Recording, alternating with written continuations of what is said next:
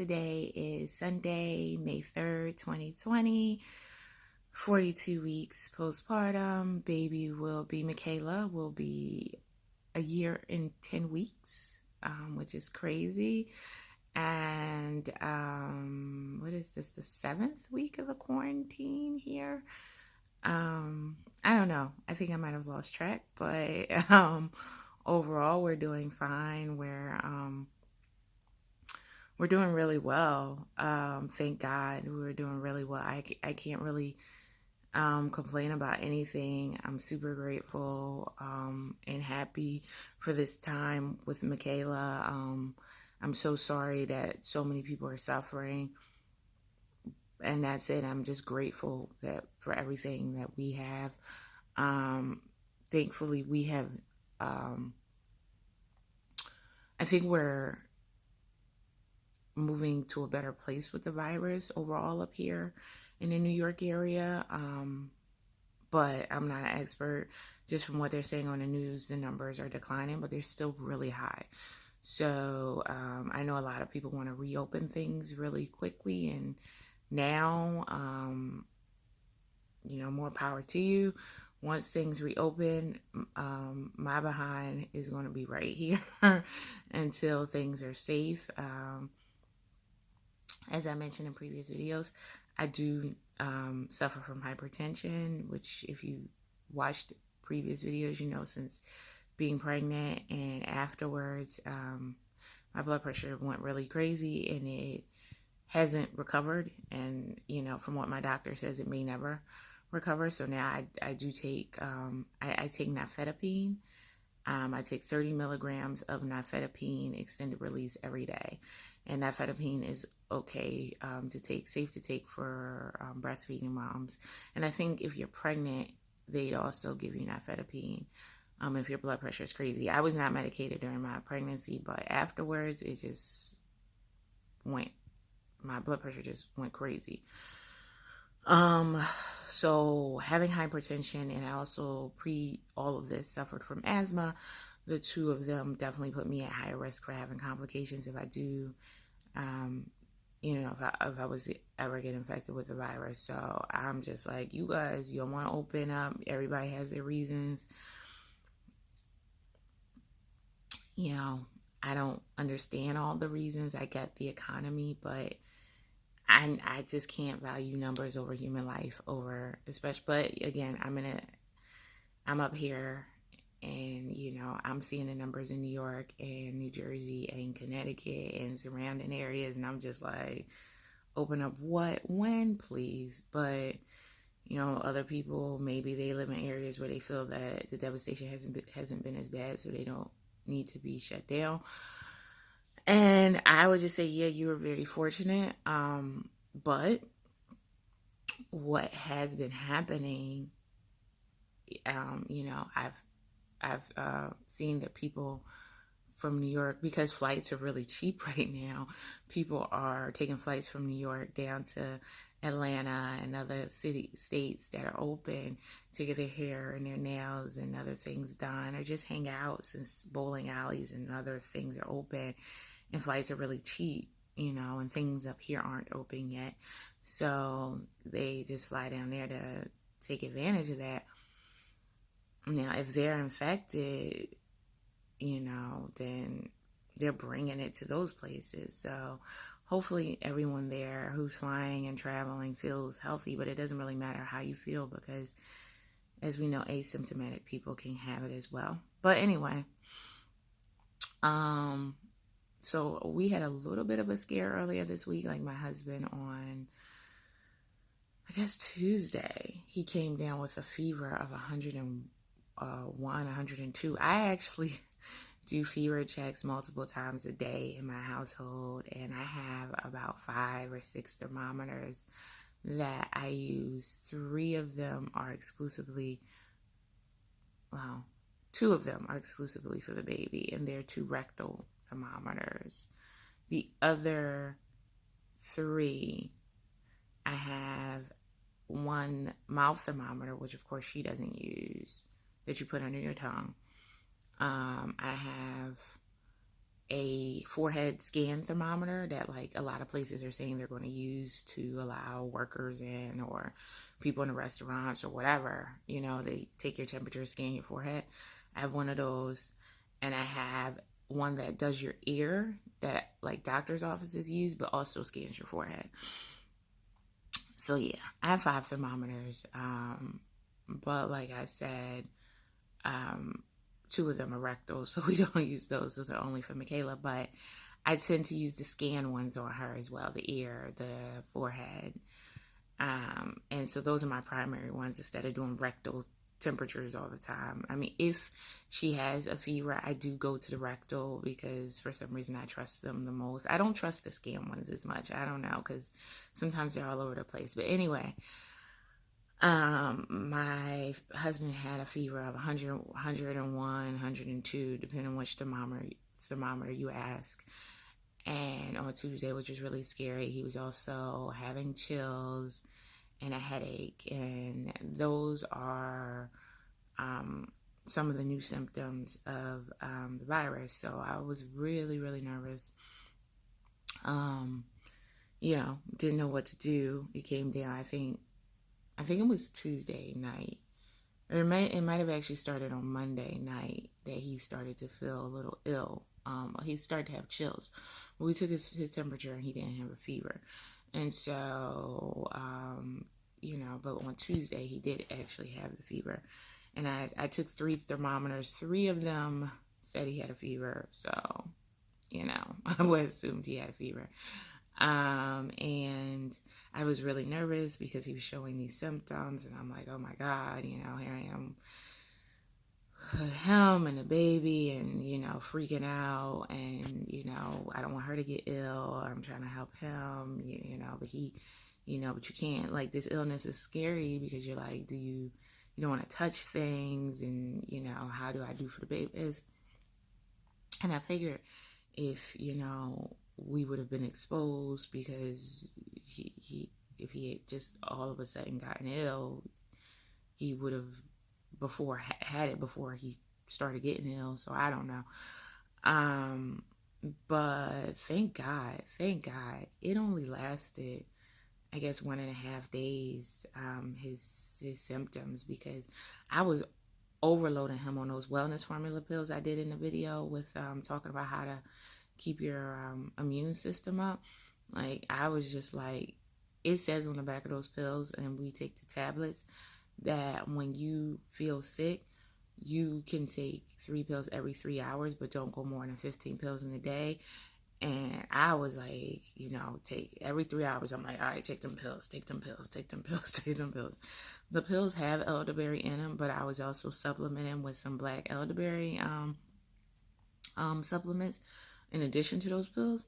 I was like, okay, take the pills, take the pills, take the pills. Then, his fever broke by the night, and it hasn't come back. Today's Sunday, so thank God that he's been fine. By, I think, Wednesday, he was feeling better. Thursday, this actually probably all started on, I'm thinking, it must have started on Monday. Yeah, it started on Monday, because his birthday was actually this past Thursday, but by his birthday, he felt fine. I think on Wednesday, he was, Tuesday and Wednesday, he was still talking about feeling like a lot of fatigue.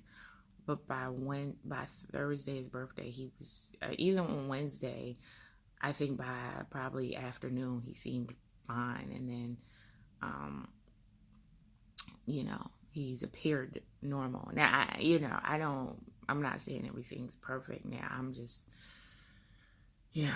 I don't know. It could have been anything. Anything could cause a fever. It could have been a cold, it could have been anything. But it just, because of what's going on, you're scared.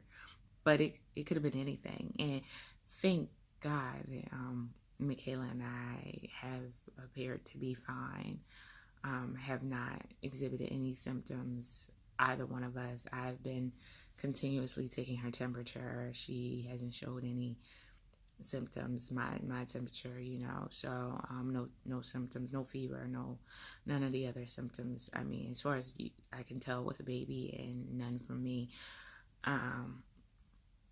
But yeah, I don't know. I don't know if again, it could have been a cold. It could have been, I don't know, not a doctor, but whatever it was appears to have passed. And so I'm just going to think positively that it's gone and it will not return, and that, Michaela and I will be fine, and he'll continue to be fine. And, I don't know.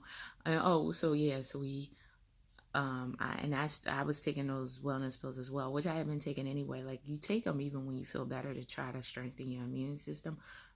But when you are sick, you take a lot more of them in a day. And so I've been trying to take them daily as well, not as many. I usually only take 2 a day. The minimum is actually 3. So if you're not breastfeeding, you might want to go ahead and take 3. I lowered it because I am breastfeeding, and on the back of the bottle, it says, don't take if you're breastfeeding or pregnant. And I did tell you guys that in that video. However, I am aware of that, and I've decided to take them anyway. So, and I haven't had any issues. I've been taking them for a bit, no issues. So it hasn't decreased my milk supply. The baby's fine. I looked up all the ingredients. I don't know why it said don't take it. Sometimes I feel like they just do that just to cover themselves in case, God forbid, something happens. They want to be like, well, we said don't, because so many things don't take if you're breastfeeding or pregnant or whatever. I think it's more so they don't, it's a liability thing, clearly. So I didn't see any reason not to take it, so I take it. But because of the warning, I do just take one less pill. But I don't know. So anyway, so yeah, so I was really hitting him hard with those pills. I was hitting him hard with some black elderberry supplements, and also at night, I only did it for 2 nights. We did, no, only did it for 1 night. I did some of the Alka-Seltzer cold and flu stuff. It's like a powder that you mix into hot water and you drink it almost like a tea. I did that before he went to sleep on the night that he had the fever, and that was it. And by the next day, or even later that night, I think I had taken it, the fever had gone down. By the next day, it was completely gone. So and it hasn't returned. So yeah, so that's all we did. I don't know. Lots of fluids though.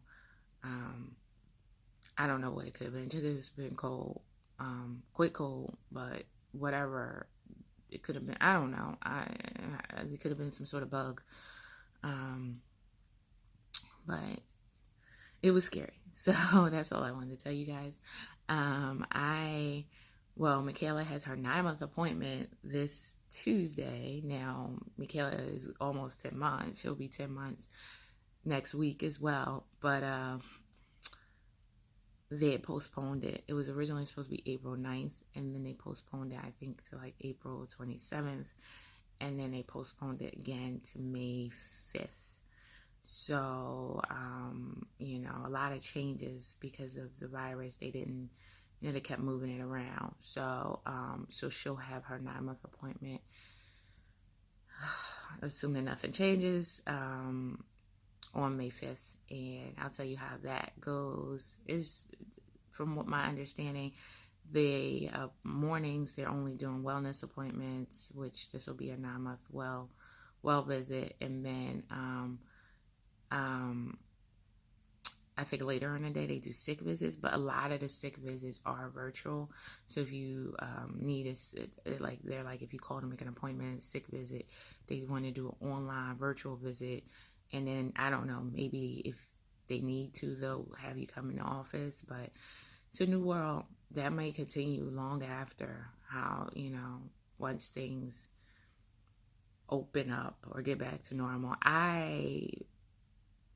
I'm cautious about this, but I don't think there will be a normal things won't be what we left, okay? When most places shut down in March or whatever, things won't be like that for a really long time. If nothing else, and I think there will be a lot of changes, but if nothing else, I'm going to see a lot more masks and gloves on people every day. And, people making masks, designers selling masks, Disney selling character masks with characters on it for your kids.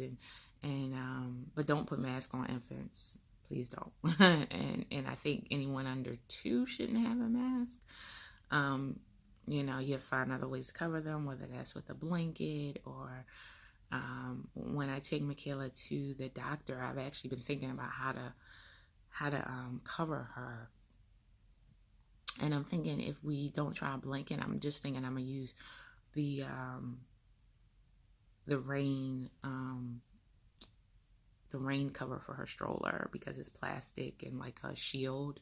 I think that's what I'm gonna use to like shield her, because I feel like at this age and she's so active, I don't know if she'll do a blanket she might just pull it off. She might. I mean, if you have a younger baby or a baby who won't do that, you should, maybe a blanket might be fine, but I feel like she might need something a little more. I don't know. But yeah, so that's that. And sports teams are making the sports with the sports logo mask. Like, masks are just going to be a part of our lives for a while now. So things aren't going to look like they did early 2020 and 2019. I think that's done. At least for a while. And even when they say it's okay, are you going to really not wear a mask? So, So anyway, I'll update you guys. I think we're fine and healthy. I believe I don't have any of the symptoms. He's fine. Michaela, thank God, is great. She's not showing anything. So I'm just praying it stays that way. All right, ladies, I will talk to you soon. Stay safe. Keep your family safe. And I'll update you next week.